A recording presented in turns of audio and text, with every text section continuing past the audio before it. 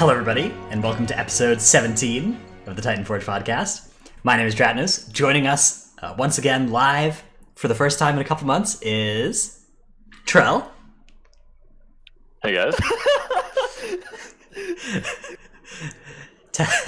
And also here is Tettles down there. Yes. What's up? Not much. Just happy to be here, back live on Twitch, my favorite platform. Although, of course, for those of you listening later, we are still on all the places where we have always been: Spotify, iTunes, YouTube. The only thing you'll notice is that the days have changed a little bit now that we're back to our live schedule, because the MDI is now over for all intents and purposes until BlizzCon. At which point Tettles will be once again casting at BlizzCon, so that'll be fun to watch. But this week, since we're back live, we're going to try and do a nice longer Q&A segment with questions from chat and stuff. But of course, if you can't make it live, we always take questions on Twitter and through Discord too, so send us those there. We also have a bunch of different topics this week. We're going to try and do like 10 minutes per topic or so and do like 5 topics, something like that. Our topics are teaming, 4 DPS dungeons, creating routes. That's kind of our biggest topic for this week is creating routes. That's the one that I could see going a little longer. And then we're going to talk about East Cup and Shadow of Zul, which are kind of 2 different topics, but also kind of the same topic because East Cup, they wiped Shadow of Zul a bunch of times. And that is kind of how we wanted to talk about East Cup because it's, relevant. Yeah, that was something. Mm-hmm. But I think Shadow of Zul is something that wipes everybody on live all the time as well. So we figured it would be a good topic to have to talk about how to actually do that fight properly. Before we start, though, let's quickly shout out our supporters over at patreon.com/Titanforge, who are helping us do this show. Big thank you to those people, and especially Paul Gu Tettles Jr., aka Never Nude, and Ahar of US Proudmore. Thank you for your support, helping us do this show. Can you say it like a pirate for me again? Ahar? I think that Ahar. They clarified that it was more just like that. That's the vowel sound was supposed to be like in yar or r or whatever, and it wasn't actually supposed to be pronounced like a pirate. But you do what you got to do, right? If somebody says like a pirate, that's the direction I take it in. So I don't think that was my fault. I think that was a perfectly understandable mistake to make. Okay, let's move on to our first topic. Moving on. Let's get me out of here. Hearthstone. All right, so teaming is our first topic. Teaming is an affix that is active in the current week that we are recording this show, and it's pretty brutal again. Kind of every time teaming week rolls around, you sort of forget. You're honestly when you're looking at when you look at the affix schedule, you're kind of like, oh, teaming, that's nice. At least it's not an affix that actually changes how the fights work or anything, right? You kind of are looking at the schedule and you're like, okay, it's going to be a breath of fresh air. And then teaming week actually happens, and you just like you look at some of these polls and you're like, what am I supposed to do with this? And it's actually awful every time. So, Tettles, I understand that you're a bit of our Legion historian here as well. I guess Tettles and Trell, you both are, but what's different between Legion or teaming in Legion and BFA? Well, I think in general, just in Legion, all of the mobs that would end up getting added through teaming, most of the time they would be just like random trash mobs, or just like you would get some like Eye of Ashara crabs, or you just get like random stuff that is easy to kill. Whereas in BFA, it feels like every teaming mob is a lieutenant mob for some reason, and there's like a Waycrest Manderpool with like 2 witches and like the soul captain in the guard, and you're just like, what the fuck is that? Yeah, that Waycrest Manderpool, it's like Soul Charmer, Runeweaver, Guard, Captain, and it's in the middle of 2 patrols of Captain Guard as well, so it's pretty hard to pull it without those. And on the other teaming week that's not active this week, there's also a Void there on the other teaming week on the calendar, which is just, I mean, at least you can pull them back. You can pull it away from the Void, but it's not pleasant. Yeah, I think you're onto something though, Tettles, is that like Okay, so obviously teaming, the idea is there are more enemies throughout the dungeon, and you need to kill dramatically more enemies to reach enemy forces as well. But it felt like in Legion you could generally just do the same pulls, and they scaled up by the right amount to still reach enemy forces count for the most part. In BFA, that's a lot less true, right? In BFA, you also have to you not only have to do the same pulls you normally would do, which are bigger and tougher, but you also have to add some extra pulls to most dungeons. Like Shrine of the Storm is a good example of this, where most groups have like some plan for what they want to pull in Shrine of the Storm and what they want to skip. And usually on teaming weeks, you have to go back and like pull some packs that you usually skip and figure out where you're going to get your extra count from. And like most of the count, the first 600 counters or whatever, which is how much you need in Shrine on a normal week, is pretty easy. Like it's not that bad. But the next couple hundred that's available on the map is actually pretty rough. Like the things that we choose not to pull are pretty bad in terms of either efficiency or difficulty. So it really, like, forcing us to add some of those pulls really scales up the time of the dungeon, right? Well, I'd say like 2 or 3 minutes on a lot of these dungeons. Some of them are okay, like they were in Legion, where it's kind of the same number of pulls, but Motherlode and Shrine, I think especially, have like at least 3 to 4 extra pulls that you kind of have to do. Yeah. I would agree with that. I think Freehold actually has the advantage of this week of being the Blackwater event, where you can actually get your gig account from that, so you're actually in an okay spot count wise in Freehold. But for something like Shrine of the Storm, it's also part of the problem is that the living currents are still just like not pullable, so you have to pull like some mini bosses like either Runecarver Sorn or the Guardian Elemental, or literally every other trash mob in the instance if you don't want to pull those guys, right? Yeah, I don't mind. Like Runecarver, obviously you're pulling Heldis, right? Like Heldis is just something you have to. That's kind of the least bad of those. And then there's you could pull the like ritualists and stuff, but like Tide Sage Enforcers are in that area. So if you actually are trying to fight and not skip the trash after the second boss, there's just so much of it is gonna murder your tank that I don't really know what the best plan is in Shrine. I think it might just be like pulling a bunch more trash at the very start of the dungeon, like going off at the little side place there where there's some attendants and spiritualists hanging out and just pulling a bunch of those. There's a Void Emissary. Okay. Yeah, I think the enforcers are actually a good choice. They're hard, but Okay. you can. I mean, you survive for 10 seconds. You can kite them the rest of the time if you have a few tools at least, like Ring of Peace. That makes sense. And then what was the other? You have to pretty much pull everything you can with bosses. Since it's not bolstering or necrotic or anything, you have to just pull stuff into bosses as much as you can to try to make up some time.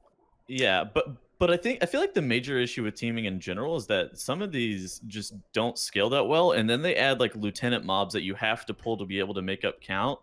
A few examples that I wrote down was Siege of Borealis. You have the 2 horses after the second boss, which is like, what the fuck is that? Well, you could skip those though. You could just walk around them and pull some extra monkeys later. Like again, like it's so hard to get count. Yeah. The problem with that is you want the spotter. From Right. So if you're bringing the spotter with you, you boss. can't easily skip them. Yeah. Yeah. But you can just do There's like probably a way to carefully do it, but you could do like Commander Demolisher as a pull, and then you can pull a bunch of monkeys and kill it with the spotter. that, or we skipped the pack right before second boss this week, did the boss, and then opened the gate for the commanders, and then we did the commanders with the pack before the boss. Cool. So it was kind of one pull that would normally be done, but just in a different order. You can do a lot of that stuff through these dungeons, but it is a lot harder on teaming. King's Rest is another good example of like there's just like an extra purification construct in Machimba's room that takes a bunch of time to kill, and then there's like a brute on the bridge, right? Like at the start of the bridge. A second brute. Yeah. Dude, people skip brutes on live as is because that shit takes forever. Like, why in the world? And it's pretty much impossible to skip both brutes and still make count. Like you can maybe technically do it, but it's not good. There's so much you basically need to kill everything in that dungeon. You can skip like 1 pack or 2 packs. Yeah, just about.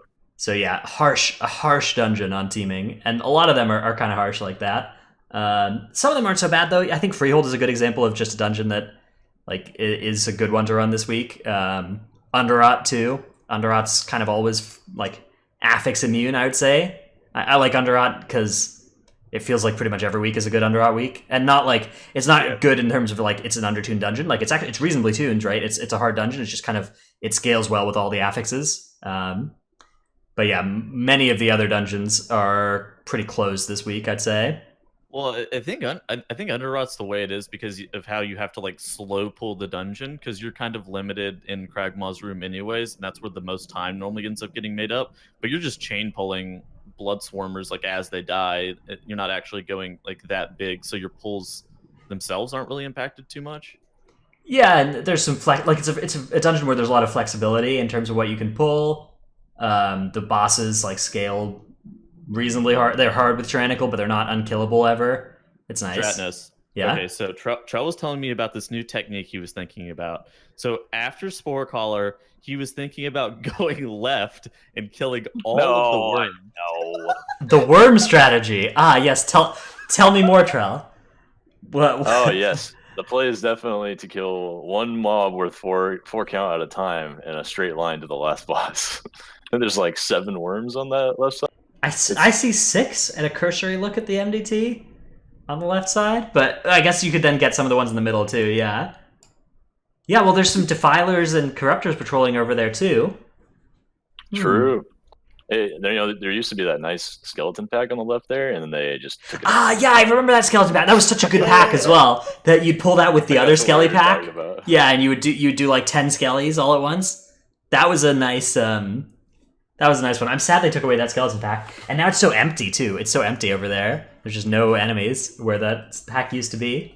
Do we know why they removed that other skeleton pack? Like, what was It's the probably reasoning behind too that? easy. I remember something about the skip being there, and people to be able to walk through without aggroing, even though you could still walk through without aggroing anyway. The skip back from the beginning of the instance that shouldn't be there. You Yeah. should have a checkpoint at Spore Collar instead. Oh yes, I do know what you're referring to. Okay. That's one of my favorite things of BFA dungeons is like it's just entirely random where you res. If you didn't know, there's no like consistent philosophy behind where you res after you killed a boss. Like in some dungeons it updates every time you kill a boss, in some dungeons it updates like twice throughout the dungeon and doesn't update at other times. And in some dungeons it just like in a shrine it updates once, right? And the rest of the time you're just spawning at the start of the dungeon and you have to kill a pack to turn on one of the little skip things, but that's just a dungeon where you just are dead if you wipe, right? I would say for most dungeons, it's probably fine to like. I don't think any of the dungeons where you're spawning at the bosses is innately bad. Especially some like even if it is every other boss for a couple of the dungeons, it's not even the worst. However, the dungeons with checkpoints like Underrot and Shrine of the Storm are absolutely just absurd. Yeah, the ones where you don't update your graveyard and you just have to like you have to run back through the like middle of the dungeon or whatever and some skip that opened up. I mean, just imagine if you die on the pack on the bridge before Lord Stormsong, or you die to the eel or the tentacle pack because it has a tides in it or something like that, and then you'd have to run like legitimately all the way back. And God forbid you didn't open up that. Yeah, you did. Well, you have to kill like a pretty inefficient ritualist to open that checkpoint as well. So many groups will not have that checkpoint open. Yeah, exactly. And then like God forbid you don't open up that checkpoint, then it's like, all right, guess we're zoning out, run it back. Yeah, it's tragic. Time spent running it back, like you can't. It's a 5 minute. Like yeah, that's too. As well zone out. It's just too. Let alone the too skips much. you have to do again. Mm-hmm. Yeah, in Shrine you could realistically have like 5 skips that you need to execute to get back to where you were at the end of the bridge if you wipe there. So yeah, it's I don't know. I mean, I kind of wouldn't mind if it was like that in every dungeon. I just wish it was consistent. I would kind of rather all of them be awful than just like some of them randomly be awful and others be nice, because it just feels so stupid that there's like some dungeons where you just like you wipe and you're fine, and some dungeons you wipe and it's over, right? Well, Jason does pose a really good point in chat. It says it does make it easier to zone out on a wipe, so they're really thinking of us. True. Mm-hmm, okay, I see. Yeah. Yes, I think I agree. Okay, would you describe that perspective as an optimistic perspective or a pessimistic perspective? It's kind of hard to tell. Is that glass half empty or full? In the words of Rorzy, I would describe it as a middling perspective, and it's bad.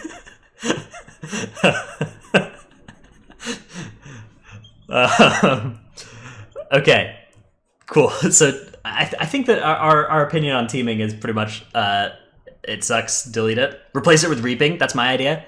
And a lot of people's idea. I think that we're all on board with the replacing teaming with reaping, because teaming feels so out of place in BFA. And like whenever you think about teaming in Legion, it was arguably too undertuned as well. So it feels like it's very challenging to reach a balance in terms of like you want it to be hard, but you don't want it to be, hey, bro, let me spawn 2 fucking horses or 3 fucking witches like right here. I'm just like, what the hell?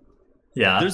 There's also like oh god, there's like if you get top right and you have to go up the stairs, apparently there's like a double diviner pull or some shit that's up there too. Up on yeah. That's not Something good. just fucking like ridiculous where you're just like, what the hell is this?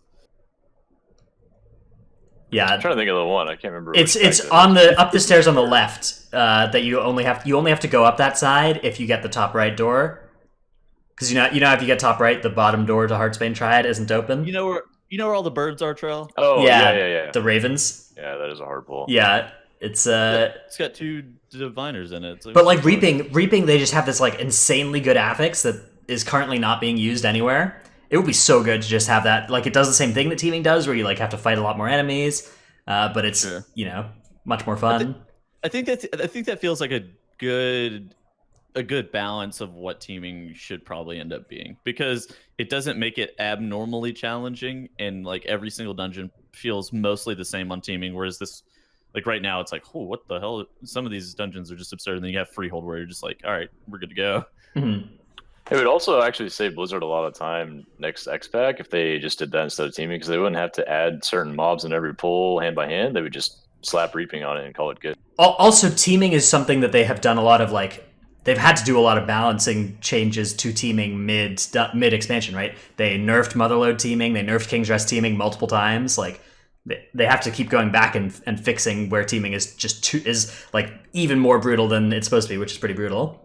Well, I mean, they also haven't fixed the Ataldazar teaming, whether or not you get the pack on the left or not. I don't even get a start. Yeah, Ataldazar is some nice and fun RNG gameplay. That's what they should just do for all dungeons. Like, you know, if they just look at BFA M Plus and they're like, okay, the problem here is that people are spending too much time creating routes. They could just replace all of the spawns with RNG spawns, and you wouldn't be sure, and you just kind of have to go in and wing it. That's I think what they're prototyping with the more RNG. Moving on. For those of you who don't know, Ataldazar has like 3 different spawns that are RNG on teaming. So it's weird. Yeah, there's the pack on the left. It's the normal 3-pack of like a Juggernaut, Confessor, Augur, which could have an extra Confessor and an extra Juggernaut. We missed the Void Emissary Dervish talk. Yeah, we forgot to talk about that. Squishy in chat reminding us about that. Okay, so let me tell you guys this story.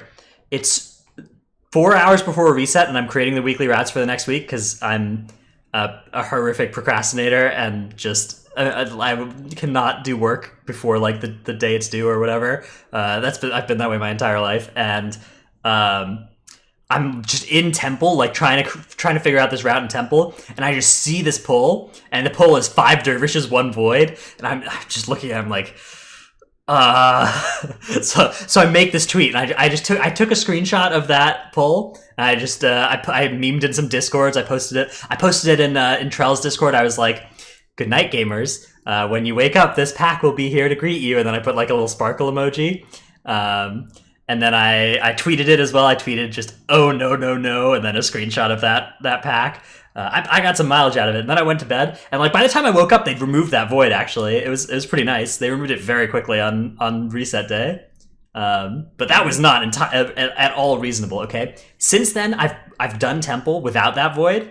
I've done just the 5 dervish pull, and it was not easy. Like that pull alone is like the highest requirement of healing and I guess damage. It's not too damage intensive. Like you probably can, but like you need to have a healer that can keep you up for 30 seconds through like twice as much damage as the rest of the dungeon. So yeah, what a ridiculous pull. Even without a void, there, it's still really hard. With a void, I think why it's are just mobs teaming? Like, dude. Again, yeah, or why aren't they teaming? Like, why did it go from 2 to 5? Why didn't it go from 2 to 3? Right? Yeah. Or like 4. Almost twice as many fucking dervishes. You have to kill 2.5 times as many as normal, right? And that pull. Like if you want to in a normal fortified week, you can kill the most dervishes you have to kill at once is 3. Having that go up to 5 is just ridiculous. Yeah. So, a catastrophic pull. And I It's a think classic that example of how unbalanced teaming is. Like that pool is literally 2.5 times its normal size, and other dungeons might be 1.2 times the normal size with one extra mob. yeah, and the main problem, like that pull is not one you can pull away from the void easily. So when the void was there, it was just not remotely fair. Mhm. All right, let's move on to the next topic here. Let's get me out of this teaming nightmare. Hearthstone. We almost forgot about it. Too. Yeah, the void. I mean, okay. To their credit, they removed it very very quickly. Which, again, ooh, what happened to my webcam? Oh no. Oh, Okay, my webcam sucks. By the way, I'll get a new one soon. Don't worry. But it might do that a couple times today. Okay, yeah. So I was about to get to this, but Squishy in chat is a clairvoyant. We were the cause of the fix being so quick here. Okay, it was our Twitter influence and engagement, I believe, that led to this being fixed so rapidly on Tuesday. Because Blizzard's pretty slow about fixing these sorts of things. Usually, like when I saw that void, I assumed it would get fixed, but I assumed it would get fixed on like Friday or Sunday or the something. week after or something. Yeah, the week after, something like that. But it turns out that just you and me, our combined Twitter influence, Trell. I don't know if Tettles was involved in this either. I kind of assume he wasn't. I don't remember him being. Tettles, were you involved in this tweet thing? Because Trell had one that got really popular, I think, on it too.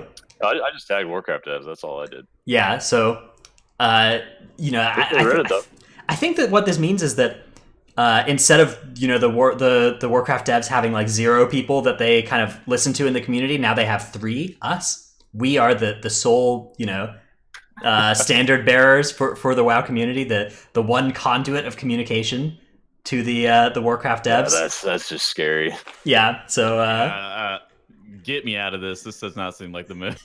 So if anybody would like us to pass anything on to the Warcraft devs, just let us know, and we will use our powers for good.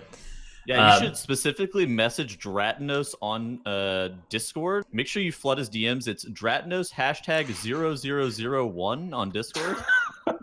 I would message Tettles. In fact, what I would do is I would type it in Twitch chat during the MDI, just at Warcraft, and tell them, can you ask Tettles this? And then just put the question you have there, and then just try and copy paste that over and over again until you get a response. Okay. God damn it.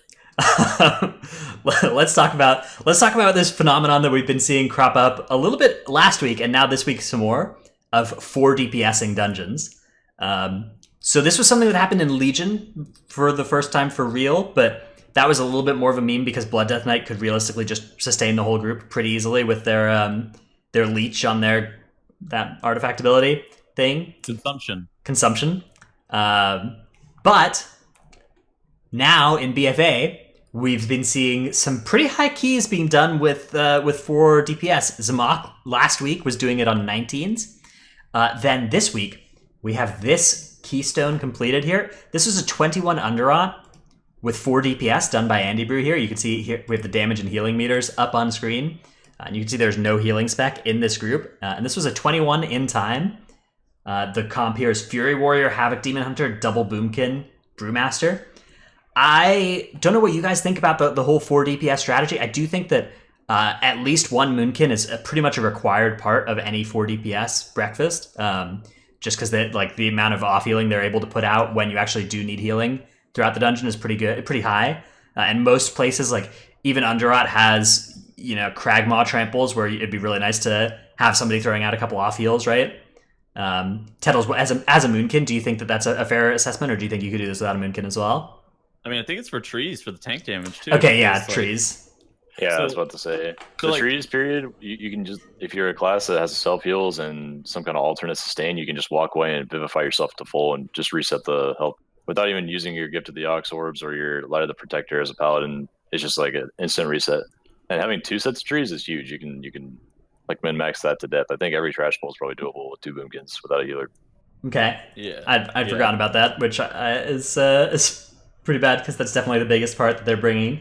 And then the other specs that you have here, note that every DPS spec here has a tremendous amount of self-heal in this group, right?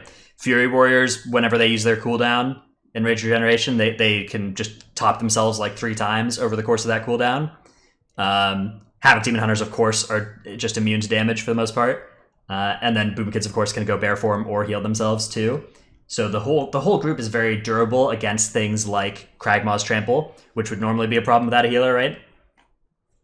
So I think another big thing about this is that under rot, I think this doesn't work in like caster heavy dungeons. Like, think about something like Shrine of the Storm. You're not going to be able to do this in Shrine of the Storm. Your tank is going to just absolutely get wrecked. Like, you need to stop all of the water blasts. If you're doing this in Shrine, you need to be kicking every water blast, right? Yeah, legitimately every water blast. 2 solar beams. Yeah, you have 2 solar beams and 2 trees. Like, it's not the most absurd thing to think about those being handled. I think actually, yeah, I really think Shrine's fine.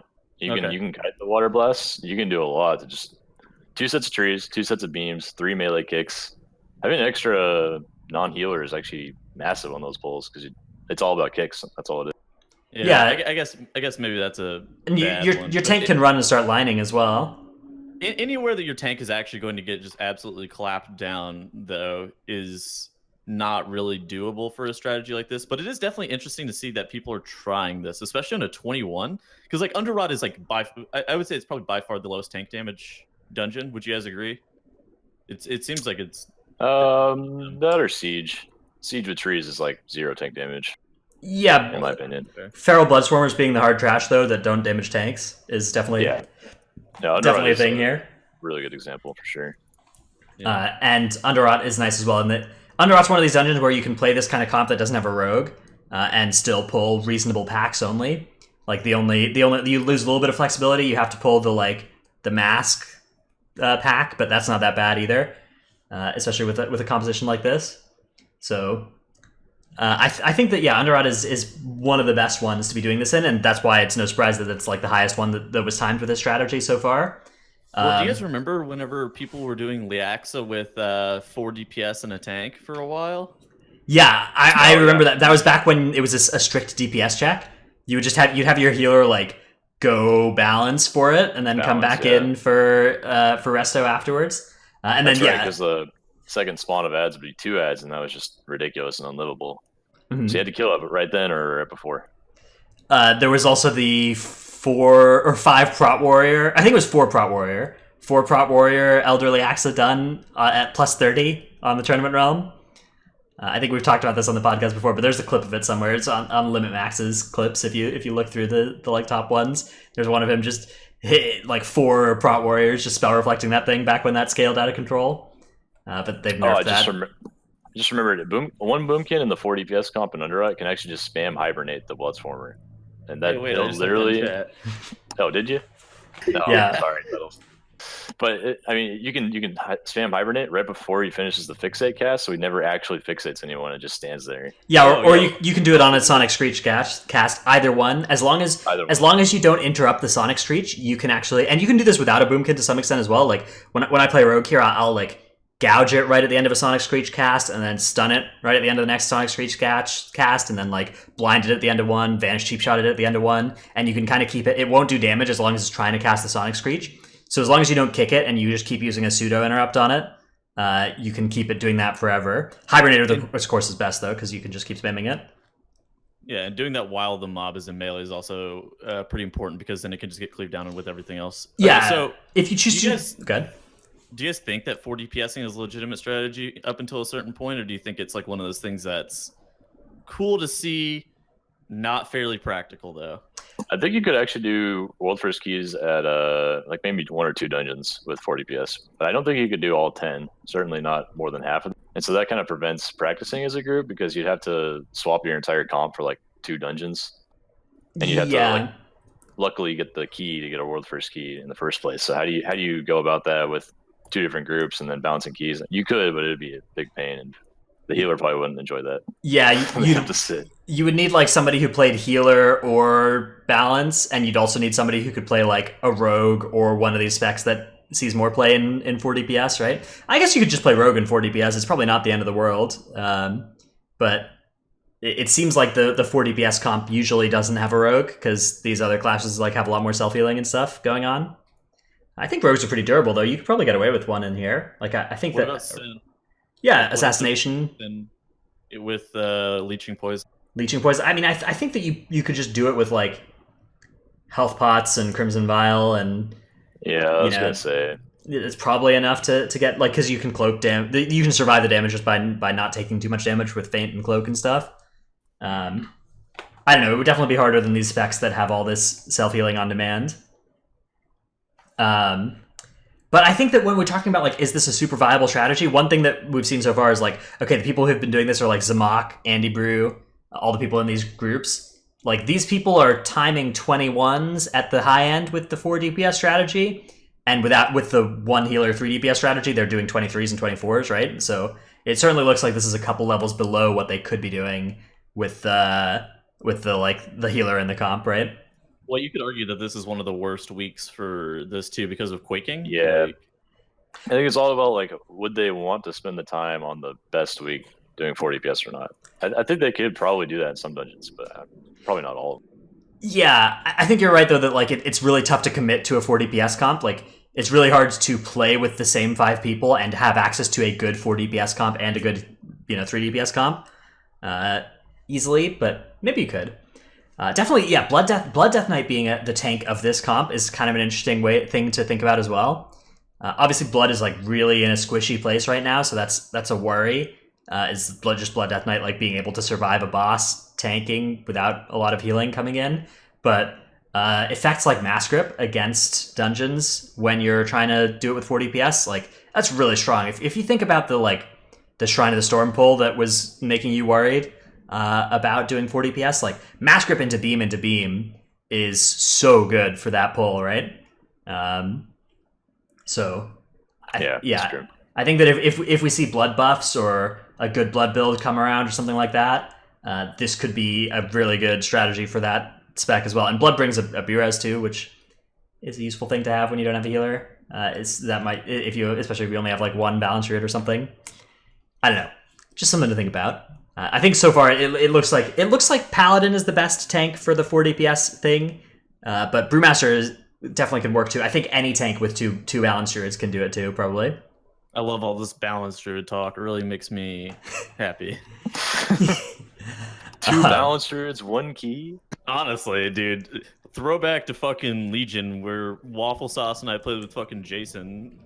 The good old days, yeah. That was the good old days, yeah. Fucking glory days. All right, let's move on to our next topic here, which is creating routes. So this topic, I kind of envision this topic as being designed, like, kind of the question of, like, how do you create routes for your group specifically, as well as just creating routes in general. So obviously I make routes every week for Raider.io. I make a basic and an expert route for every dungeon. They have a lot of colors and stuff and things going on, but those are kind of generic routes. They're just designed to be ones that most groups can make use of.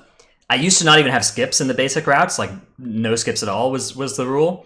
This season, that's not really possible. You can't really do dungeons without skips in Beguiling World, just because there's so much, like, I tried to make routes without skips for every dungeon, and you end up either pulling the exact same packs every week because they're the only pulls that you can pull to get to 100%, and anything extra you added, you couldn't cut anything. Or it was just like awful pulls, like the Volcall, double honor guard void. I'm not gonna put a route with that pull marked in it. It's just not happening. It feels unethical. So cannot ethically recommend that group. Yeah. Do you feel like people are just gonna death skip, or do you think that they're just gonna pull it anyways? Realistically, if people are going to if they're going to read it and they're going to be like looking at it, do you think they're just going to death run, or do you think they're just going to pull it anyways because they don't know? If people, my thought was like, if people are going to just pull what's in front of them anyways, like, are they really looking for a route then, or are they just going to walk through the dungeon pulling what's in front of them, right? That's fair. I mean, in pugs in general, that's. I think you have to skip some stuff. Like, I think honestly, like, the double honor guard double witch doctor void, like, if you have to use a battle res or whatever to skip that, that's worth doing. It's so bad, that pull. So that's a good point. Even at the beginner level, I think they should learn that is going to be necessary at any level higher than mid 9 or 10. So having that on the route's good, and if they choose to do it, by all means go for it, but otherwise try to find a way to skip it even without a route. Mm-hmm. Now, your route is also adverse to getting over 100% count, right? Yeah, I try not to go. I used to have some, like, back when I couldn't do skips, my temple and king's rest routes would go to like 120 because that's what happens if you can't do skips in those dungeons. Yes, I agree. So that was unfortunate, but now I do aim for 100 to 105 in every dungeon, which is good, right? You want to try and have below 100, like below 110% count, right? You don't want to go over count by more than a couple percent. I don't think we ever go above like 102%, like any dungeon. Mm-hmm. So that, I guess let's use let's do a quick term definition here, because you'll hear us on this podcast talk about count a lot, and count and percent. Sometimes you're in these groups and somebody's like, oh, we need 3%, and then somebody's like, okay, we need 8 count, and those are like, if you have people trying to communicate at each other, one of them is using percent and one of them is using count, it often is a big problem. So I'm going to make an argument that everybody should use count, because count is a more precise unit. Count doesn't change between teaming and non-teaming weeks. Don't roll your eyes, Tuttles. He's right. Yeah, the same mob is worth 4 count on teaming or non-teaming week, but on teaming week, suddenly your percents are just thrown out the window because that mob is now worth 1.7% instead of 2.3%. Talking about it as an MDI caster, I can understand why you're supposed to use percent. That's fine. I don't mind doing that there, but I think that when you're actually doing keys, using an add-on like Angry Keystones or Gotta Go Fast to show you percent or count instead of percent, and talking about it in those terms is going to lead to a lot fewer situations where you get to the end of the dungeon and you're like, oh, we need about 11%, and then you just kind of like pull stuff and you're like, okay, we only got 10%, we got to pull another mob, and you're just fighting one mob by itself, and then you deplete the dungeon by 30 seconds, and it's that has happened to all of us, I'm sure. Well, okay, so the issue, I guess, like the underlying issue is that Blizzard uses count for the mobs. Like they assign the mobs count values, but it's hidden and they show percent out as part of the base UI. And count was only discovered like in Legion just due to extensive testing of trying to figure out how the mobs actually worked and then assigning count values to them. So it was like a whole big thing because we thought the mobs gave like percent, and then on teaming they just gave less percent. But then it was eventually figured out that they give like static count, and it's just less. I hope they'll just show count on their base UI eventually, because I think even in patch notes they include count numbers now, right? Yeah, they include count numbers for like win speaker and all the other stuff. Yeah, when they increased those to 36. One fun thing is that like count isn't really consistent between dungeons. Like in Shrine, everything has double as much count as everything else because the base unit of 1 count in Shrine is these like little tentacles that needed to only be worth 1, and so they had to kind of scale up all the numbers on everything else. Most dungeons is 4 is the base unit. Mm-hmm. Shrine is 8. I think 9. Toldegor, different parts of the dungeon are different in terms of what the average is, but yeah, the emissaries are worth like 4 there, I think. Yes, or maybe 7. Emissaries are 7. 7 yeah. in Toldegor, and the average mob is 4. I think that's the only exception. Where but the last half of Toldegor, all the mobs at the end of Toldegor are worth like 9. All the mobs at the start are worth 4, so it's weird. I think they just split the difference. Officer stuff, they're all worth 7 or 9 or whatever, right? Mm-hmm. But it would be nice if there were a little, like if they just kind of scaled everything up to be consistent. So just scaled everything to like Shrine numbers, so that the emissaries and everything would be consistent between the dungeons. But that's a minor quibble about the count system. Anyways, let's talk a little bit more about creating a route for your group, because I think that what kind of the way we wanted to talk about this was more, what does the 5 classes that you have to play and any other factors. I think mostly the main factor for designing your route is what classes you have in your group. I said group almost because that rhymes with route. Okay, so yeah, you have 5 different classes in your group, and you have the affixes active that week, right? And those are the main factors that leads to what you want to pull in the dungeon. Most dungeons, there's kind of a default, like, here are the packs you usually pull. But there's actually a lot of flexibility, right? A lot of groups will pull dungeons differently, especially dungeons like Underrot, right? There's a lot of groups that will, like, there's, like, the patrolling 2 lashers, the 3 lashers over on the side that stand still. You can do a bunch of different stuff after Kragmaw. You can go left, you can go right. And there are a lot of groups that came up with different answers for what to do there. Trell, what kind of makes you choose between different options for your route? Do you just have a preference for you personally that you would kind of always do, or do you change stuff based on the affixes and the classes you're playing with? Well, so my groups almost always have at least one rogue, so I always plan on at least having a rogue so you can skip every 6 minutes reliably with Shroud if it's that kind of dungeon. The second thing is whether we have 2 rogues or not, and that's something we're going to talk about, where if you have 1 rogue versus 2 rogues, you can skip quite a lot more packs back to back. Shroud has a 6-minute cooldown, and they don't share a cooldown as of now. Who knows if they'll change that, but so 2 rogues can be a major advantage in something like King's Rest, which is really linear, and you want to skip maybe 1 pack, do a pack, and then skip another pack right after that. And then the second thing is you have to consider like how much damage people can do in a short amount of time, and whether the tank and healer can live. So if you want to pull 2 packs at once, you need to make sure that like everything's going to die in that window of time before the tank blows up. I would say like fire mages in your group is kind of a good way to change your route in this thing. Like there might be a void that you could either skip, but it would be costly, or you could pull, but it would be hard. And if you have a fire mage in your group, you'd be more interested in doing that kind of pull because fire mages have combustion and can just blow stuff up every 2 minutes. And you kind of also like balanced druids and Legion were kind of like this, right? Where you would want to pull really big every 3 minutes for Incarn, and then you would pull small, big, small, big, right? Nah, balanced druid cooldown and Legion were fucking trash. Oh, okay. Maybe this is season 1. Infinite damage all the time. BFA season 1 then is what I'm thinking about. Oh, yeah. Lively 1? Spirit. Yeah. With the lively spirit innervate trait, and then that was you'd pull every 3 minutes, right? In a big way, and then you'd pull small between there. So thinking about your class's kind of DPS profile, and if your classes are cooldown dependent, designing your route based on which classes you have, and kind of trying to have the hard pulls, have them have their cooldowns ready for, is a nice strategy as well. Another thing you have to think about is kicks, right? Right, Trell? Like, yeah, absolutely.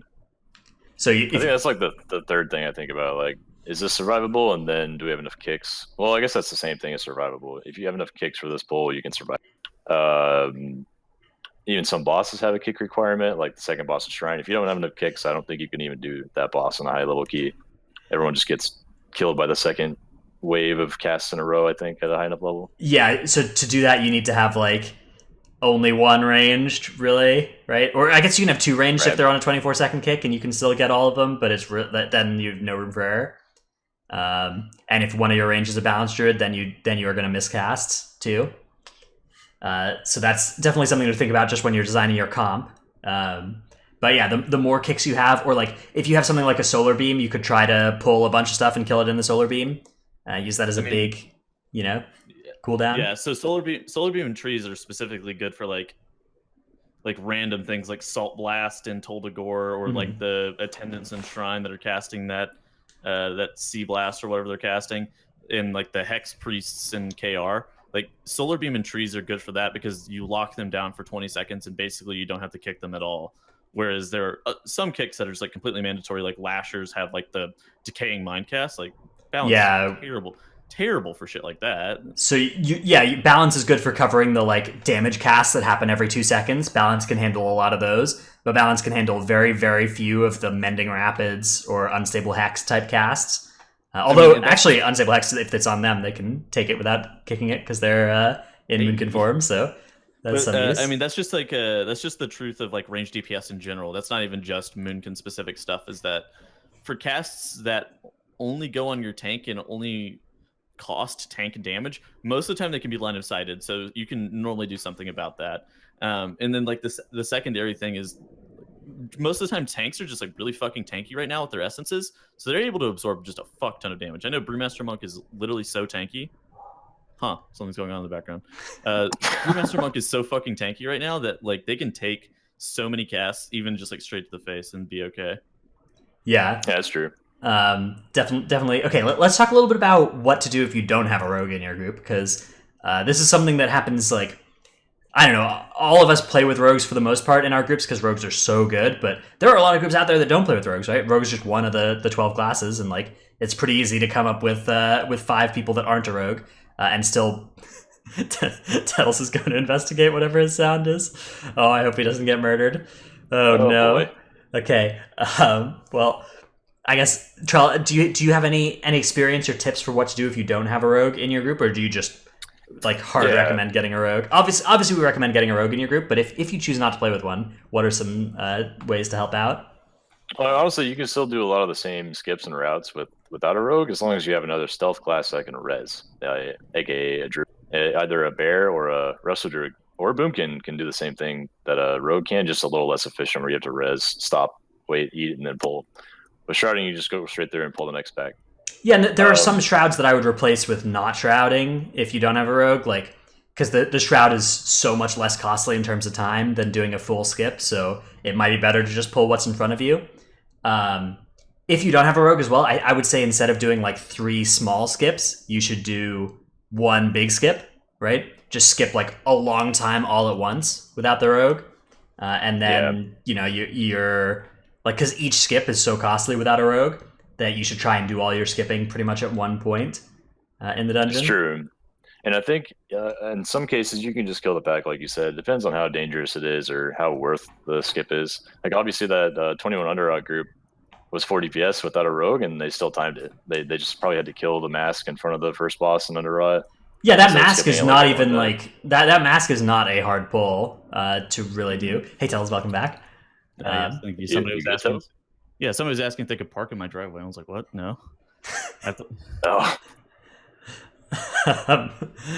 Okay. I don't know. Okay, let's talk about some of the other considerations here when you're making your route. Like one thing to think about is how high is the key, right, Trell? In a really high key, you kind of have to. Not only are the pulls more lethal, but the main thing is you actually have to pull things on top of each other to beat the timer, right? Because otherwise, you're not gonna like if you're trying to do the dungeon in 20 pulls and it takes you 2 minutes to do each pull at a really high key, then you're not gonna be able to do the dungeon in time, right? That's 40 minutes right there. Right. So you need to find ways to combine some of those pulls and do them all at once, right? Whereas in a lower key, you could just kind of look at, like if you're doing an 18 in one of these places, you could just find the hardest pulls and do them literally by themselves, and you're totally safe, right? So you're fine on the timer. Yeah, that's true. And the rule of thumb for high keys is less pulls, the better. If you can cut out 1 pull in the whole dungeon, you usually save yourself about a minute. And same thing with MDI keys, actually any level keys. If you can just cut out 1 total pull from the run, that's always a win-win. It'll be harder. Other pulls are usually made harder by doing that. Usually 2 to 3 are a little harder, but it is almost always worth it. It kind of depends on like mob density too, because there's some dungeons where you can just add like 1 extra pack to each pack as opposed to doing like 1 full extra pull. Like think about something like Freehold, where like you killed the 2 brine scales and then you chain it into the corner pack, and then you kill some of those mobs and kill half of that pack, and then you chain it into the pack to the right. Like it's just chaining until like the important mobs of the pull are dead, and then you just keep going on and on is most of what you see. But it also depends on like mob density, because like if the packs are close together, it's way easier to consolidate pulls as opposed to if you have to run like some super long way, something like Shrine of the Storm. Yeah. Or into bosses as well, not even just packs after the important thing. Exactly. If the important council boss dies, like Eudora and Freehold or Gale Caller Faye, I think in Shrine, is that her name? You can pull in trash like right after the dangerous boss dies with the other boss that doesn't do anything but hit the tank. And that's usually a very efficient way to go, and you want to do that as much as you can. Mm-hmm. Absolutely. Or you can have your balance druid killing off the tentacles while you're fighting Lord Stormsong. They just run back and drop a starfall over there. I'm still TBD on that. You actually lose so much. Like maybe if you have a prot warrior. Maybe if you have a prot warrior, it's probably fine. Yeah, it's just it's something that Tunnels did in a run I did with him, and it was interesting. Lose a lot of single target damage, so I'm still TBD on that. So we're kind of talking about the strategy of like preemptively planning your route, but one thing that a lot of groups do in practice is they just kind of YOLO through a dungeon, and then they kind of keep doing the same thing. I kind of want to give you guys a little bit of some tools to help you if that's your strategy. After you do each dungeon that you've YOLO'd through and just like pulled packs based on what you kind of feel like doing, you should take a look at what you did. Like open up MDT at that time and mark down what you pulled, and then see like, okay, how much count was this pull worth, right? And you can kind of look at it and you can be like, okay, we spent 1 minute on all these pulls, but one of these pulls was a Void Emissary by itself. Like, what can we do so that we don't have to do that pull again? Because that was really, really inefficient. This happens in places like Underrot. Sometimes there's like skippable voids that you could have just, you could change your route to be skipping that instead. So that's what I would recommend you do. If you're not the kind of thinker that likes to pre-plan before doing the dungeons, is I would take a look, like just figure out what your route is by doing it in practice, and then change it from there by looking at it and thinking about these sorts of things after the fact. That totally works too. You don't have to always do stuff before playing the game. Yeah, I think actually YOLOing can be really good at the start of the week because you get the feel of how every pack is and how much damage they do to you and what people can handle. And then after that, like Dino said, editing it and figuring out what you can drop is always the right way to go. I almost drop like 2 minutes off my runs after the first time I do it for the week. Yeah, totally. Like I've been in the same spot as well, where I just feel myself doing a pull, and I'm like, okay, this is bad. You know, we're gonna not do this one next time. We'll do something else instead. A much better way of doing it. I think there's definitely something to be said as well for like just trying pulls a lot, like trying different pulls. If you're just somebody who has pulled a dungeon the same way every time, you're going to be you're going to be a lot less flexible, and you're going to have a lot less like adaptability. I don't know. I think it's nice to kind of go into the dungeon and just like, let's try pulling these mobs this time. Let's, you know, if you just kind of get this feeling where, okay, your rogue calls that they have a 5 buff, like just try adding the pack that you're next to and see what happens, right? See what happens if you pull that onto the pack that you're currently fighting. Those strategies can be useful until you know that it doesn't work. It's fun and useful to try just combining pulls, and you might just discover that you can actually do that, and you're not going to get punished. And figuring those out is a great way to save a lot of time on the dungeon. Yeah, the 5-0 thing's funny because it can end very badly if that happens, and you're like, pull more, and you instantly pull more, and then everyone dies. Yeah, but it can work out, and it is good to experiment. Like I think every few months, everyone should just try pulling motherload mobs in the 3rd area, just seeing if they change. You know, like maybe they're actually killable now. Yeah, every couple months somebody tells me that it's the strat now is to pull the research and development department of Motherload, and it's never been true so far, but maybe one day. Not the strat, absolutely not.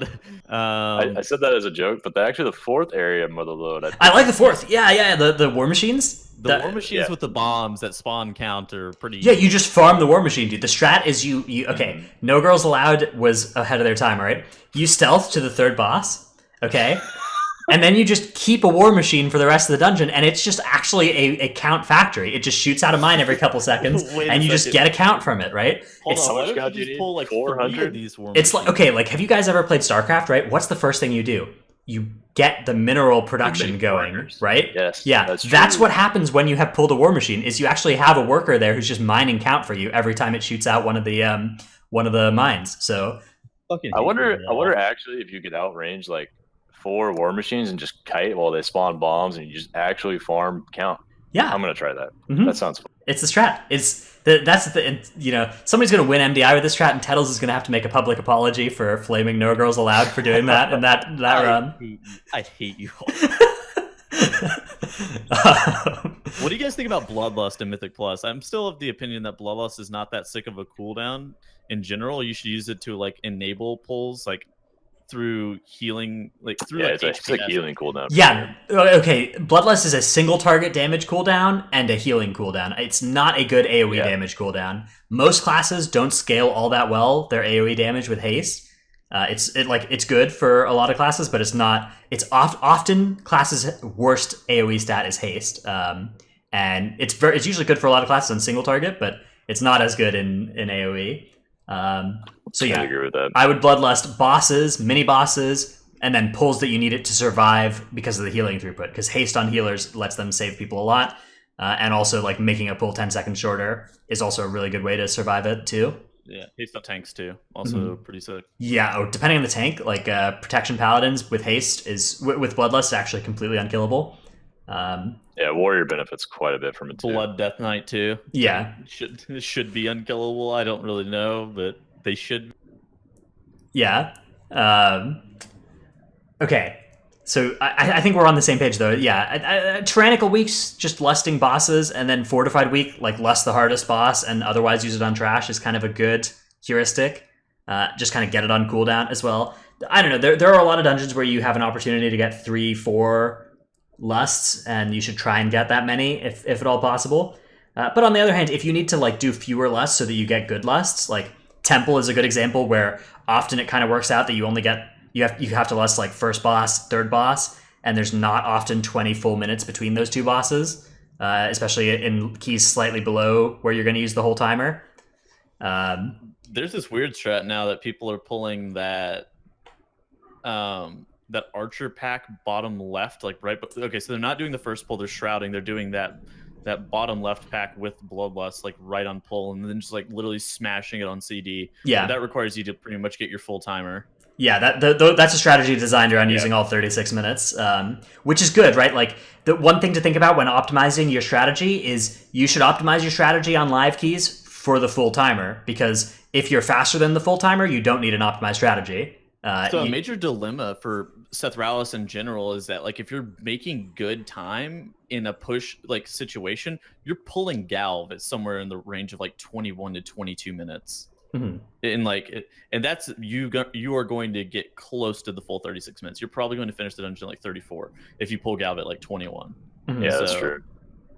That's something we should have mentioned about creating routes. That's an important thing, is you want to make sure you set your most important bloodlust in the route first, and then plan your other lusts 10 minutes before or 10 minutes after that one. Like in King's Rest, obviously you want to bloodlust the Shadow of Zul on Fortified. So you got to plan to have 3 lusts total before that, spread out 10 minutes each. So like the first pull of the dungeon's probably bloodlust, and then you just hit it on CD 2 more times, and then the 4th one lines up perfectly on Zul, hopefully. Yeah, that's definitely the strategy to go with, is you start with the least flexible bloodlust and you slot in the rest. There's some dungeons where there's a lot of flexibility for this as well, like Ataldazar. Ataldazar, if you want to lust bosses, you could just lust Razan as the first thing you do, and if you want to lust trash, you can just go left and lust there, which is a nice way to handle that, right? Yeah. You should always try and get your lust on cooldown as fast as possible too. Like in Ataldazar, if you're going to lust Razan, you should pull Razan first, and if you're going to lust the left pack, you should pull it first. There's no reason to go the other way, generally.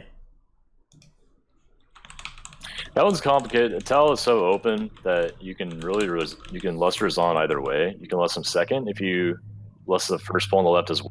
So you go pull the first pull, you lust, and you come back around, do some trash, go kill Volcall, come back around, do more trash, and then drop down to Razan, and that's usually 10 minutes in, and you can lust that for the second one. But I mean, either way, you want to plan your lust around that kind of thing. So yeah, it's easier for open concept dungeons. It's harder for KR and Seth Rallis, where you're like, hey, I really want bloodlust in like X and Y point, so I guess I use it just to use it here, because it's better than not using it in general. Yeah, I agree.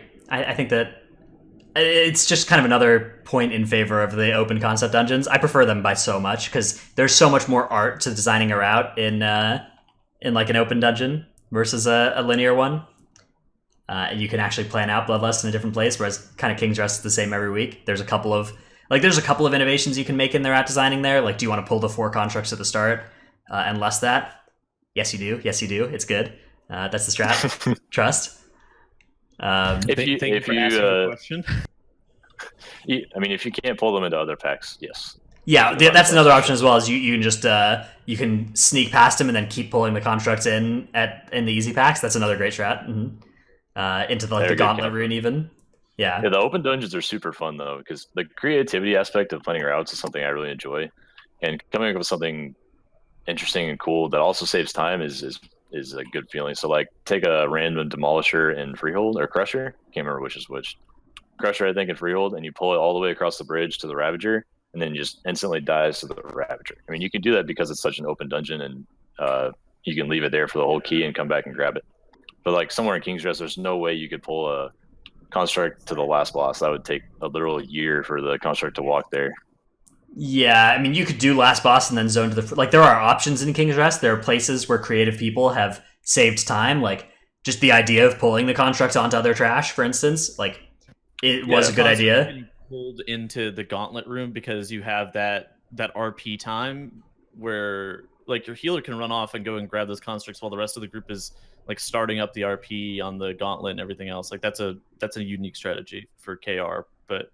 I think that, yeah, and there are some dungeons like Freehold and Atal that are like there's so much optionality there, but like, again, I always come back to the Underrot as like the perfect dungeon. It's perfect with all the affixes, and there's a perfect amount of openness and linearness to it. Like, there are a couple choke points, and then there's a lot of spots where it kind of opens up and you can pull whatever you want or skip everything, and then choke point again. I love the Underrot. I think it's a great it's so great and it's so fun to make routes for Underrot 2. There's just so many different options. Yeah. You could pull 5 corruptors at the end of the dungeon if you wanted and pull them onto a bunch of worms, or you could skip all of those. You could pull 2 corruptors right at the end and skip all the other ones, and all the count is like you could make an argument for pulling most of the packs in the dungeon. Although there are a couple that are bad, especially on Teeming Week. I'm just gonna you do the Tix and 3 Maggot pack. I love that pack. Let me just show you guys a little area where I would not pull either of these packs this week. 4 Maggot, 7 Tick. Yes. This pack just got an upgrade. 4 Maggot, 7 Tick. That's a fun one on Teeming Week. Or this other pack here. Wasn't there tides in that? Rot, Swarmer, Maggot. That's another fun pull. So I wouldn't recommend either of these, but pretty much every other pull. Oh, and I would never recommend the Matron Mask pull. So, which it's just so cruel that just randomly, like you're just gonna, if you just go down the wrong platform at the start of Underrot, you just have to fight this completely unfightable pack that you can't skip either. So that's messed up. Imagining that pack, it's already so hard to get the kick on the mask when it has the single matron's haste buff on it. Imagining 2 haste buffs on that thing is actually insane. It would just be like, bam, everyone's... That would be so fun. Yeah. But outside of that, like, you can make an argument for pulling pretty much every other piece of trash in this place or skipping it, and you can do all that too. It's so great. What a fantastic dungeon. Except for the flying Bloodswarmers as well. Would also not pull those. I've seen those tab targeted and pulled a couple times. I pulled those on purpose, like a... You can pull one of them occasionally. With Reaping. Yeah. Reaping wave? Okay. That's pretty good. But I would not recommend pulling like all, but more than 1 or 2 of them. Most of these I would ignore, the Feral Bloodstormers. It's nice though that MDT lets you choose all of them if you wanted. So you honestly should just pull them all. I mean, is there a comp that could do that? No, right? 5 tank? Could 5 tank do that pull? No. Maybe? No. It'd take a while, but yeah. Like maybe. I don't know. If they'd have to be pretty high. Like if 5 paladins with wings or something. Oh yeah, quad unholy. You nuke them all. The problem is that's not even enough swarmers for like you would need all the skeletons in the rest of the dungeon for quad unholy to actually kill these quickly too. Okay. Anyways, I think that's the that's the topic that we've strayed a bit from our main topic there, which was creating routes. How to build your route. Yep. I think we covered most of the important things to think about though when you're doing it. And again, if you're somebody who likes to plan out routes before doing each dungeon, that's a great strategy too. I would advise you to try and be flexible and adjust things on the fly as they happen. And if you're somebody who likes to YOLO things, that's great. But I would advise you to plan some of it out and figure out what you did and build on that for your future runs instead of just YOLOing randomly every time and not making any progress in a sustained way. So I think a hybrid of those two kind of lifestyles is your best bet. Absolutely. Being able to recover when something goes wrong is really good. Like just knowing what count mobs are worth. Like say Tettle's tab targets and pulls 3 monkeys in Siege. You instantly know what you can skip because he did that. Would save a minute off the timer. All of a sudden there's just experience. 4 monkeys at once, 1 friendly, 3 enemy. Why do you have to use me as an example here? This has never happened. I don't know what you're. He can't even finish the sentence. Yes. It's just good to have like a backup plan in all situations. It just helps so much in Mythic Plus, and it makes it so you don't waste your run and deplete it for one little mistake, because that's like 30 minutes of your life that you could avoid wasting. And also, it also makes it so you have to build the key back up and waste another 30 minutes doing like a 19 to get a 20 back, for example. So just having backup plans is important. Yeah, the kind of like when one little thing goes wrong, having it not cost the key is a skill that you build up by doing hard pulls all the time, right? Like there's a lot of groups I've seen where like one bad kick gets missed, right? Like a Shadow Bolt volley from one of the mobs that cast Shadow Bolt volley. Any of them you're supposed to kick. Anytime you see the word Shadow Bolt volley, that's something you're supposed to kick. And one of those goes off. It's not a wipe. The group's at 40%, and then everybody's brains kind of shut off, and they miss the rest of the kicks too. That is a really good thing to try and fix, and putting yourself in these situations where you're doing really hard pulls and having everybody, stay doing their job even when somebody else messes up one thing. Like, you can survive a little bit of mess ups in most pulls. People have health potions. Health potions are like, they heal your full health bar. So But people don't think on their own. It's like the same psychological concept that people will always walk through the open door as opposed to opening the other door. Like people literally are. It's like people are comfortable like knowing that something is going correct, and if they have to think on their own, then they just kind of shut down. Yeah, I think it's also kind of just like a coolness under fire. Like you can do like 18 keys and not really be under fire ever, and be under much pressure, and then you kind of fall apart when you are. So I think it's important to make sure that people in your group have, have experience being threatened and having a stressful pull and doing a bunch of jobs at once. So yeah, would absolutely recommend doing that. Okay, let's move on to our final two topics here, which are it's kind of one topic, so we'll sort of do it together. The East MDI Cup. Tettles, you had the joy of casting this live, whereas I had the joy of being asleep for half of it. So what happened in this most recent East Cup, Tettles? Well, I guess the short of it is that it was a very big fiesta. There was two teams. One was Old and Scuffed, and the other one was King of Ruins. And they had two.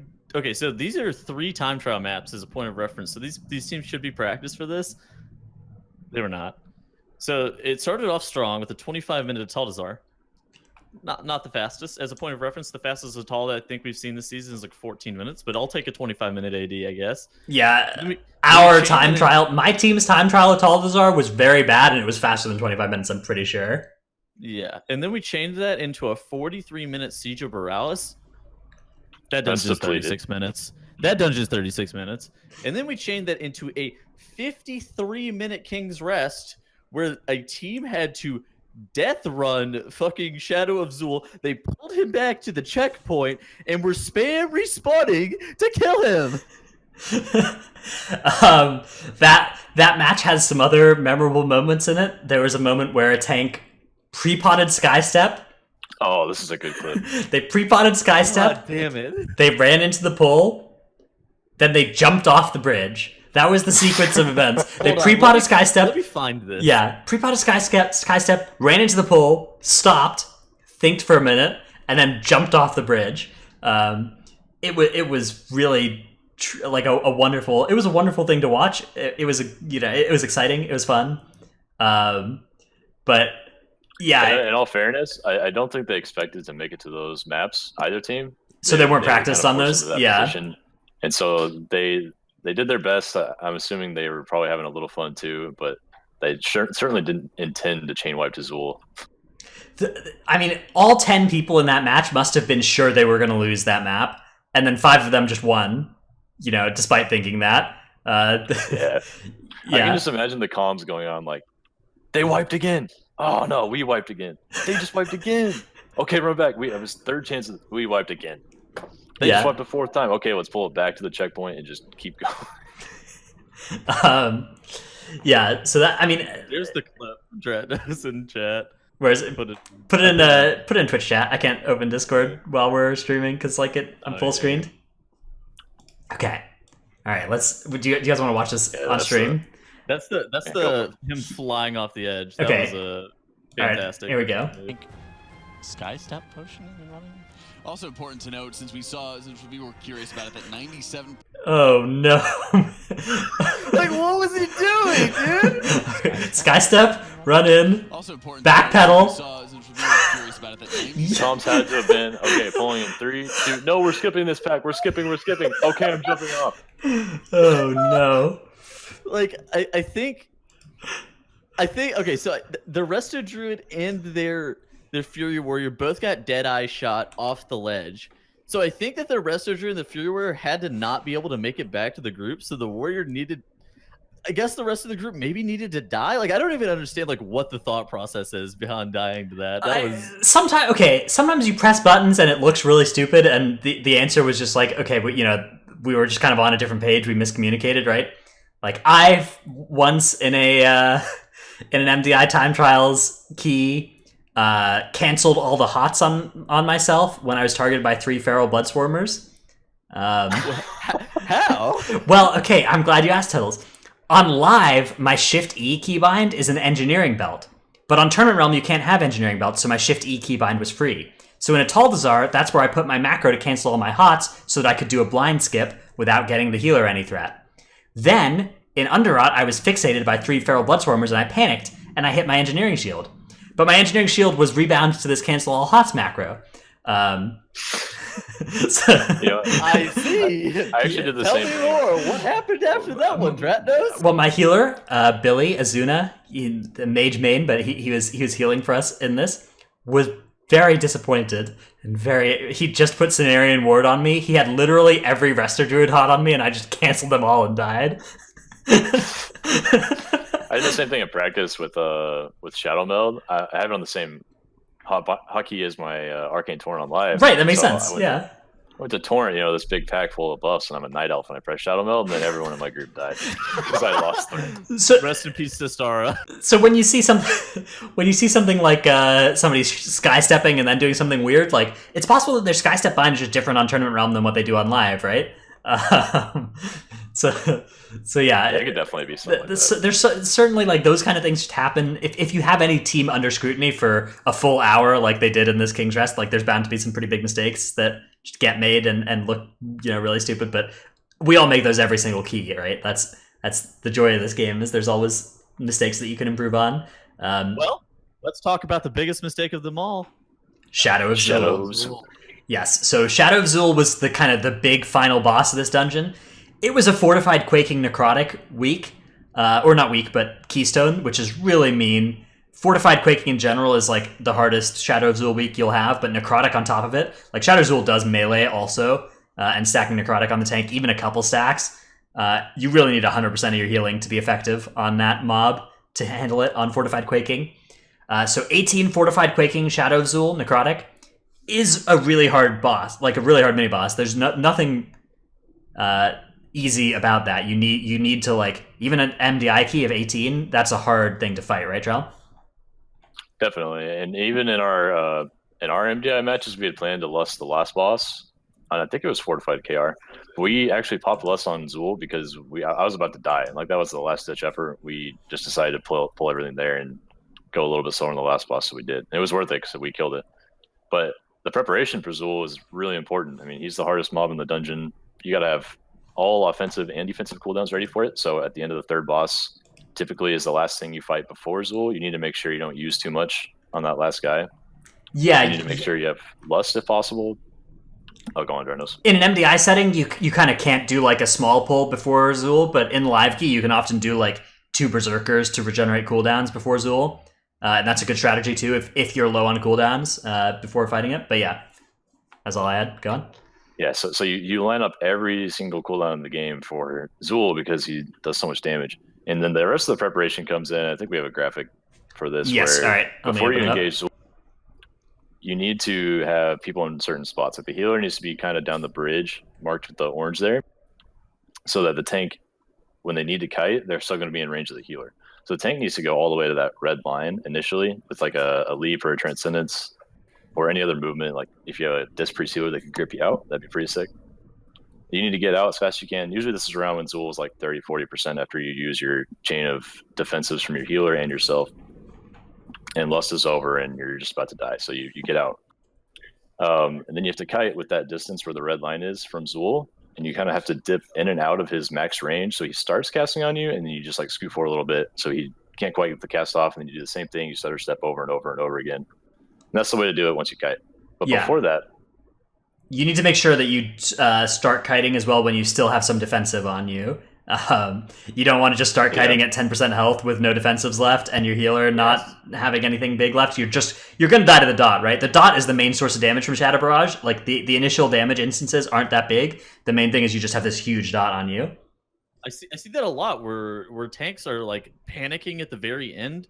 And instead of kiting whenever they had like their spell reflect available or some other defensive, they panic once they're like 10% health and then leap out of range of the healer and then get instantly killed. Where it's like, wait, now we're wiping. Now we're actually dead. Mm-hmm.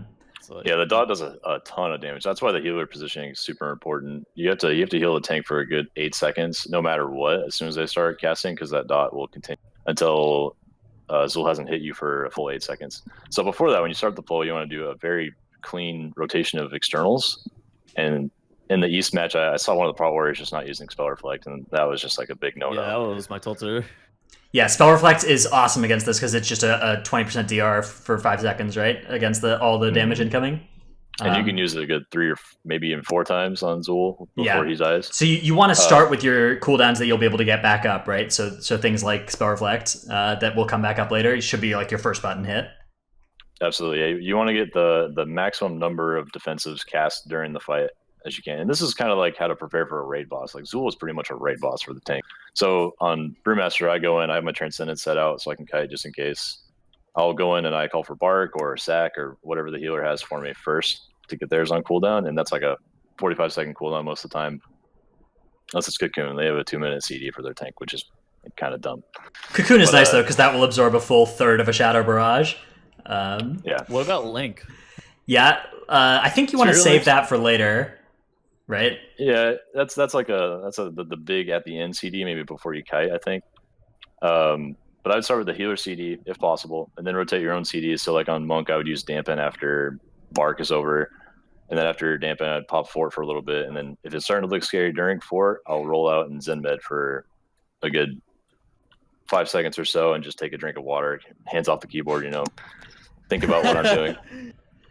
And then I'll transcend out and start kiting if need be.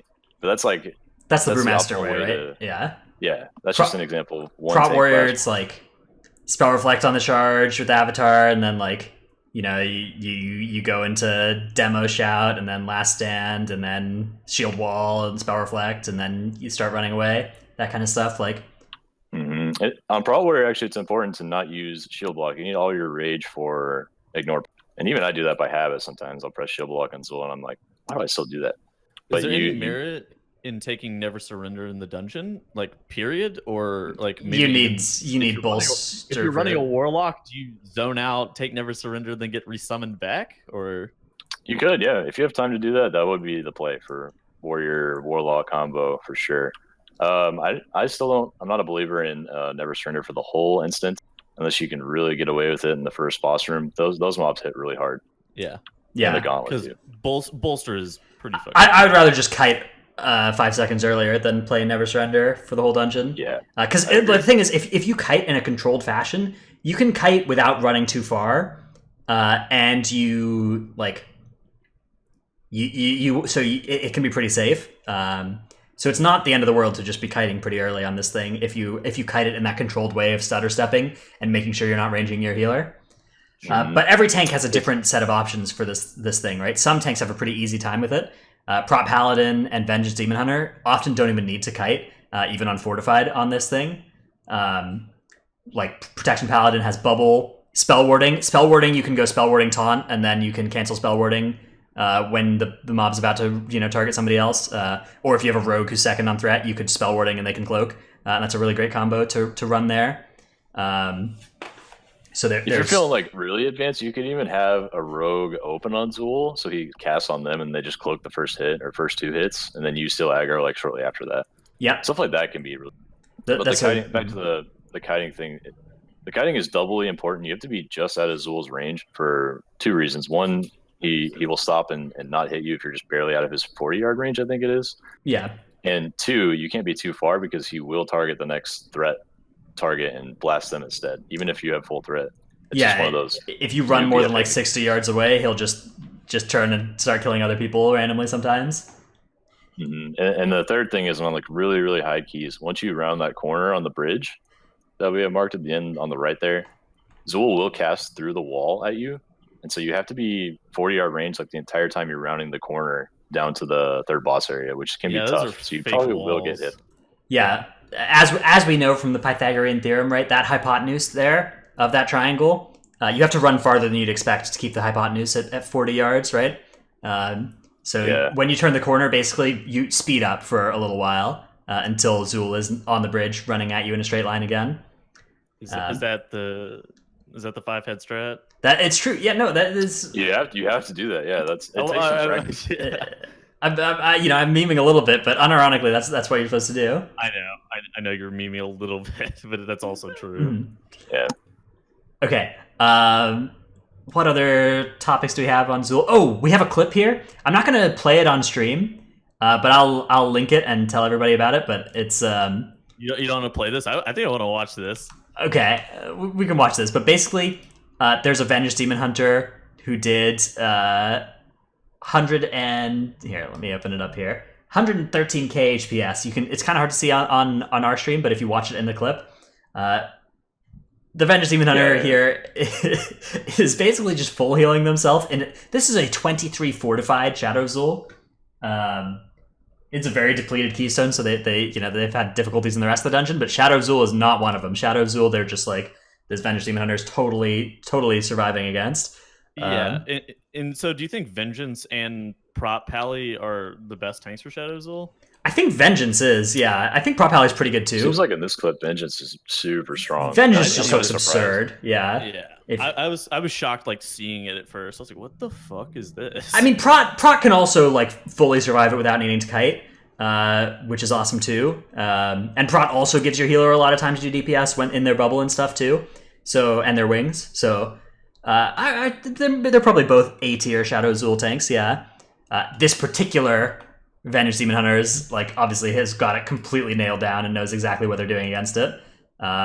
Yeah, he's playing the Gluttony build. That's important to note. Not Spirit Bomb. Gluttony, it's true, yeah. Gluttony gives you a lot of metamorphosis uptime, and he's getting insane procs there and just healing the crap out of himself. You can actually see the healer not even having to heal that much, which is insane to me. I don't know, 23 Fortified Soul, I mean, the healer needs to spam the tank and almost the entire time unless you're a Vengeance Demon Hunter, apparently. Yeah. Yeah, now to be fair, the Vengeance build that you see in high keys generally is a pretty low damage one, right? It's the Gluttony build instead of the Shadow Bomb build. Or Spirit Bomb build, which Right. So it does mean that like they're very tanky though. I think they might be one of the tankiest tanks when they're running that build pretty consistently. So I think so. You do need to pull bigger, downside though, to make up yeah, they for just how don't- tanky they don't are deal or how low damage damage they hardly do. at all. hmm I wonder if that's the best 4 DPS tank. Maybe like Sigil of Silence, Sigil of Chains, a lot of self healing. Maybe that's the best one That's the Maybe because they're they so can't really heal themselves. yeah. Well, locally, if you have trees up, I guess you could top yourself between. I think they can top active themselves pretty effectively. Yeah, like obviously Yeah, sure. Brewmaster and Paladin has the self healing like Vivify and Flash of Light cast that they can do while trees are out, and Vengeance doesn't have those. But Vengeance does quite a lot of self healing just by hitting stuff. Mhm. I think it might be something worth trying out. Yeah. All right. Yeah, I can see it. Yeah, let me find a Vengeance Demon Hunter real quick. Hold on. Okay. I mean, Evade. We'll make him play Vengeance. Phone up Evade. Yeah. Let's move on to our question and answer segment here. So we have some. Do we have any from chat that we've accumulated so far? If not, feel free to type any questions you have on any topics in chat. We also have some from Discord too, where we collect questions every week. I guess I'll start us off here with the first one from Jason in Discord. Do you think the ability to practice keystones without reward would benefit M+, or is having one shot better for keeping it fresh? He doesn't mean infinite chances to time it like the old depleted system. Practice keystones without reward.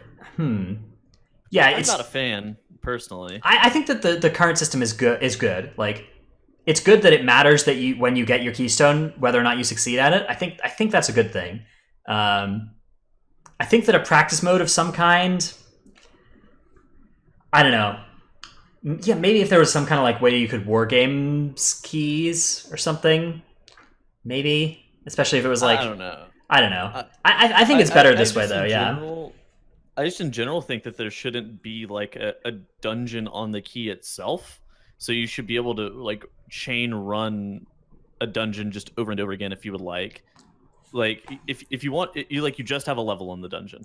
And so like if you want to run and do a 23 Toldagor and then like you also have like you have like a 23 keystone in your bag, and you also have a 24 keystone in your bag. You put that 23 keystone in like the key fob, you do that 23 Toldagor, and you're like, all right, it's time to go do this 24 Toldagor. I don't think there should be like a dungeon specifically on it.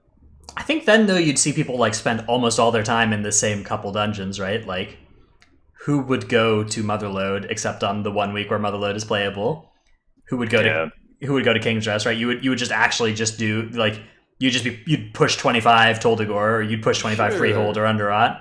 Sure. I mean, that's also because the dungeons are imbalanced in a way that they shouldn't be.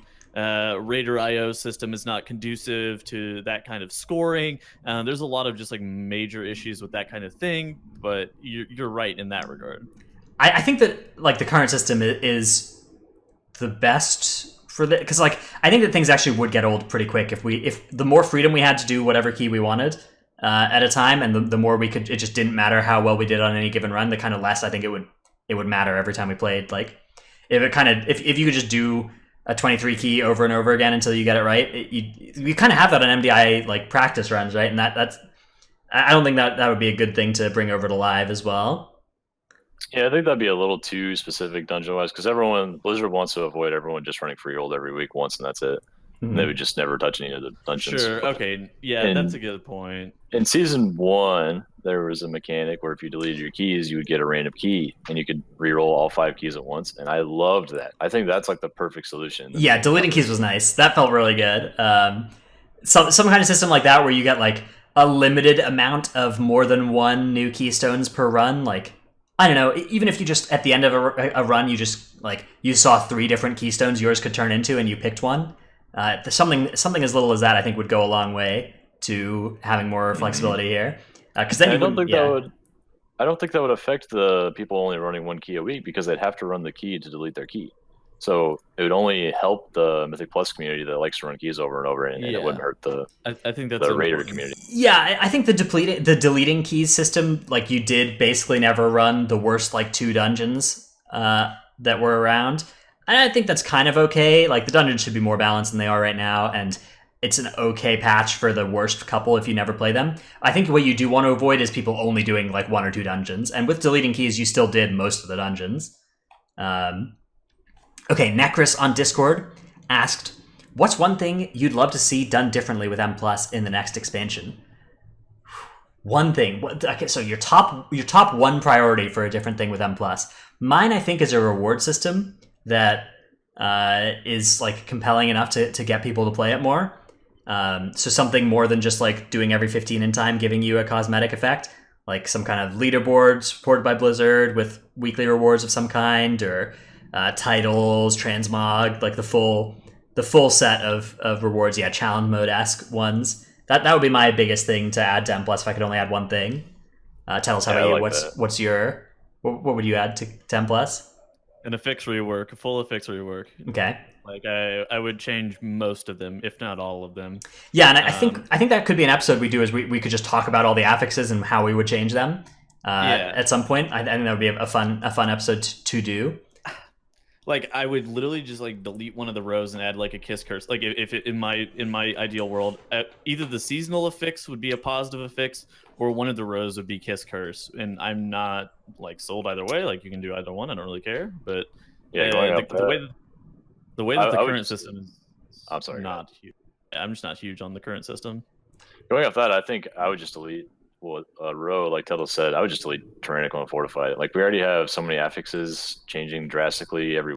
Having 1 less, like we did in Legion, I think would be a good thing, and I think everyone would agree it'd be easiest on both sides if Tyrannical and Fortified just went away, or they were matched together in some way. Where well, I would delete those too. Like with a full affix rework, I don't believe that those should stay either. And kiss curse affixes, for those who don't know, like think about explosive. If you kill an explosive orb, you get 5% damage. If you let it go off, it does damage to you. That would be like the most basic. Yeah, so kiss curse means that there's a benefit and a drawback, right? Like there's you can do something that'll help you, and either that comes with some extra work, or it also does something bad to you. Or quaking, like if you don't stack on top of another player, then you get a shield. Whereas if you do stack on another player, you get damage taken. Yeah, just make like, it doesn't have to like void quaking damage. Yeah, but like it doesn't have to be damage taken. It doesn't have to be like a damage gain. It could be like a movement speed increase. Like if you kill a mob, you get like a 60% movement speed increase. That would be fucking sick for your tank kiting or something like ridiculous. Like that'd be awesome. Yeah. Something. Yeah. I like it. I mean, it's a hard work to design balanced kiss curse affixes, but clearly it's just hard work to design balanced affixes in general, so that we shouldn't let that stop us from trying to make the fun ones. So if they're not huge on the kiss curse system, then the seasonal affix could also just be strictly positive. Yeah, I would be fine with that too. Like, I don't know, reaping. Reaping was just so great, and that wasn't even strictly positive, but it was just so fun. And it was basically neutral, right? It didn't hurt the dungeon timer very much at all. That was just so great. That yeah. would be my one thing, is just like a complete affix rework, because like the current affixes just do not work in keys sometimes. Like, bro, quaking on Overseer Corgus is a fucking trap, because you get a double and you just like instantly die to the quake. And you're like, what the fuck is that? Yeah, there's just no counterplay. Yeah. We had an issue yesterday, I think, in Total War. We had a bad overlap of spell queuing where he did the crossfire, the dead shot, and quaking happen at the same time. Like, all three hit at the same time. And we were just like, oh my, we survived, but it was a very dangerous moment. All right. Alva asks, as a 440 Brewmaster monk, I'm slowly starting to enjoy M+ more with my guild, in contrast to previous months of not enjoying it. As a newbie, I'm actually pushing keys from 11 or 12 upwards, when I only go in looking to do them for completion. My question is, as someone who has the gear and the class understanding, is there a place of conglomerated knowledge in which I can read up on some smaller nuances of completing M+ efficiently? Info on Reddit is too spread and specific per post, IMO, and places like Wowhead are too vague. This is from our Discord. Yeah, this is a good question. I think the Wowhead sources may have been like the general class guides he's referring to. Some Wowhead guides are in great depth. Flawless's Outlaw Rogue guide is like the gold standard here. If you're an Outlaw Rogue and you're looking for like what can Outlaw Rogues do in dungeons, read just the entire Flawless Outlaw Wowhead guide. Point of reference, that's the only Advanced Mythic Plus guide that is still around. I think all of the rest of them have gotten removed. So that's the only Advanced Mythic Plus guide. Most classes have one or two people who do high keys and stream it, though. So there is some resources that you can get from streaming and from Twitch. You can always go into their chat and ask them questions, too. Most of the time, people are pretty friendly and would take time to answer your questions. Yeah, I don't think there really is a good resource, though, of like just all that knowledge in one place in like easily readable, digestible form. Just because there's so much knowledge to be had about Mythic Plus. It's really hard to like Flawless's Outlaw Rogue guide on Wowhead. Let me go find that and link it in chat, because it's so good. That's a very well written guide, but in general, there's so much nuance to Mythic Plus, and there's so much that always changes in terms of like pathing, like meta pathing, meta comps, like where you're shrouding, like there's like a bunch of stuff that changes like even weekly, that you wouldn't know unless you're just like completely in tune with what's happening at all times. And a written guide is good because it like lays everything out nice and neat, and like there's like ideal situations, but it doesn't get updated quick enough, IMO. Mm-hmm. Yeah, because things change like week to week. We just kind of, the meta changes in high keys, and we like learn new things and all kinds of stuff, and we have a new strategy for like, the hibernating the blood swarmer trick comes in and out of fashion depending on what the week is and what the group comp is and who you're playing with and stuff, and you just kind of have this like toolbox that you're always building into, but like there are so many different tools in that toolbox that writing them all down it would just be so much. Definitely finding a player that's doing it live and asking them their opinion, like a really skilled, experienced player, is the best way to do it, like a streamer. There are all kinds of guys out there, like Drynos is saying, that get outdated quickly. Like Jason had a really very, very good guy for Brewmaster and Legion, and then I had one for Season 1, which is already outdated. Yeah, I was reading that because I was doing some Brewmaster, like I'm doing some Brewmaster tanking in the near future probably, and I was like, oh, let me go read Trell's guide, and I was just like, okay, this is how I'm supposed to deal with Infested. All right, okay, It just changes so fast. Like even week to week, I'll recommend certain things over others. All of a sudden, be like, well, this new eye level and scaling, I think this is actually a little bit better. Or the strats change drastically on the meta, which DPS are good based on buffs or nerfs. All right. All kinds of stuff. Nethrezim1 in chat asks, how would you feel about random affixes each time you upgrade or deplete your key, as opposed to a weekly affix rotation? People ask me this all the time, actually. I think it would be awful. I think that, like, going into your key each week, you know at the start of the week when you do a new key, and you're like, okay, I gotta relearn these affixes, and you just like wipe to Quaking 3 times or whatever because it's a new affix. Imagine if that was just every single keystone where like the whole key you're just learning the new affixes of it.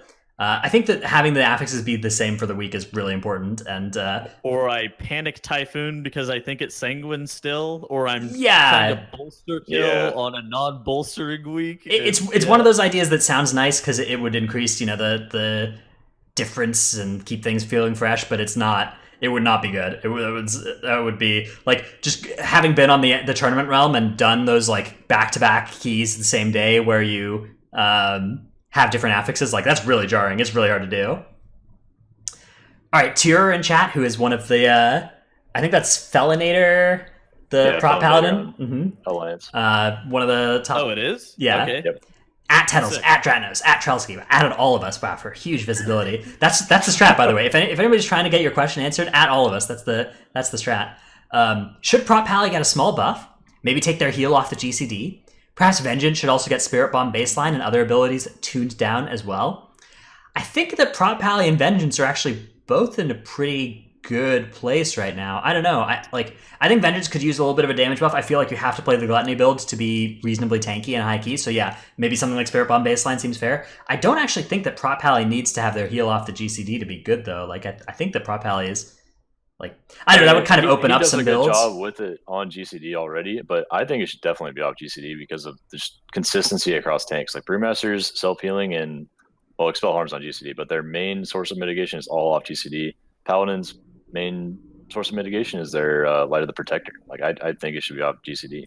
I'd argue that like that's not even like a buff. That's like a quality of life change that would just be almost purely for benefit. Like sure, it would be a buff in terms of like your actual throughput that you could actually give, but it's similar to Ignore Pain in the sense of sure, you have to give up some opportunity cost for it. However, it should probably just be baseline because it feels like that it is on GCD. Yeah, they would maybe need to rebalance a little bit because like there's a talent build you can play on Paladin where you could like Light of the Protector every couple seconds, and that's balanced by the fact that it's on the GCD, so you don't really have time to do that. Exactly. So if they found a way to balance around that and take it off the GCD as well, I definitely would be fine with that. Yeah. Okay, so as weird as it sounds, I feel like all tanks are in a pretty good spot, especially for Mythic Plus in the current state, except for Blood Death Knight. I feel like Blood Death Knight is in a really shit spot. I'm also okay with them being in a bad spot because they're so fucking impossible to balance. Like I love Blood Death Knight and I fucking love Gorfien's Grasp. I legitimately love that goddamn ability so much, but they are literally impossible to balance because Blizzard does not understand how to balance like some shit like a Bone Storm and self-healing to a tank class and make it not impossibly overtuned. It is asinine that they can't. Yeah, they shredded their armor. Poor just revert all the nerfs except for the Bone Storm nerf, I think. And I think Blood Death Knight would be fine. Yeah. I think so too. It'd probably be about balance right now, honestly. Yeah. Jason in chat has a pretty good idea here. Just give them a 45-second cooldown, 15% leech aura that lasts 15 seconds. Yeah, bring that shit back up. Dude, all right, give me the biggest Magoot pull in Waycrest Manor in the history of time. I will fucking give myself that fat leech from that Death Knight, and we will go ham. What's funny about that is there's kind of a replacement ability in the game now, but it's on a different class, and it's on a healer called Mistweaver Way the Crane. And it's pretty much like group leech. Like the bigger the pull, the more everyone heals for 15 seconds, and that's how a lot of those MDI pulls were possible with the double unholy DKs blowing everything up. Yeah, it's pretty insane. There's also like Vampiric Embrace and Ancestral Guidance and stuff that you can play on a couple other specs that sort of do that, but I think Way of the Crane is definitely the best example of it right now. Very strong.